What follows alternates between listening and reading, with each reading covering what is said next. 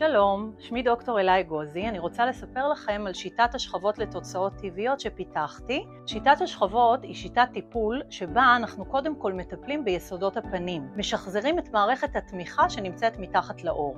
בסיום שחזור מערכת התמיכה אנחנו בעצם נטפל בשכבת העור עצמה. מה זה מערכת התמיכה הזאת? אני רוצה להסביר. אנחנו חייבים לדאוג שתמיד תהיה תמיכה טובה מתחת לעור.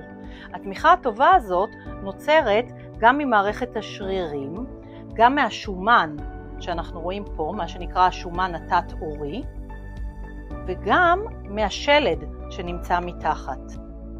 אוקיי, ברבדים ובשכבות העמוקות יותר אנחנו יכולים לראות גם את השומן העמוק וגם את הליגמנטים התומכים העשויים מקולגן שמחזיקים את כל הרקמה במקום. לאחר שסיימנו לטפל ביסודות על ידי הזרקת חומצה הילרונית, אנחנו עוברים לטפל בשכבת העור עצמה.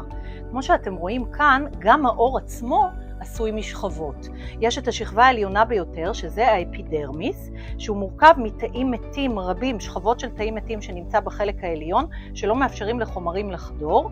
מתחת לאזור של האפידרמיס יש לנו את הדרמיס, כמו שאתם רואים שהוא מאוד ארוך וגדול, שהוא מחולק לדרמיס העליון, שהוא אחראי בעצם ללחות של העור, לטקסטורה של העור, ולאזור הסאבדרמיס או הדרמיס התחתון, שנמצא ממש לפני השומן התת-עורי שראינו פה בדגם, שהדרמיס התחתון הוא אחראי למוצקות של העור, הוא כמו יריעה של קולגן שנמצאת מתחת לעור, ועוזרת למעשה לתת תמיכה בלי נפח, פשוט תמיכה.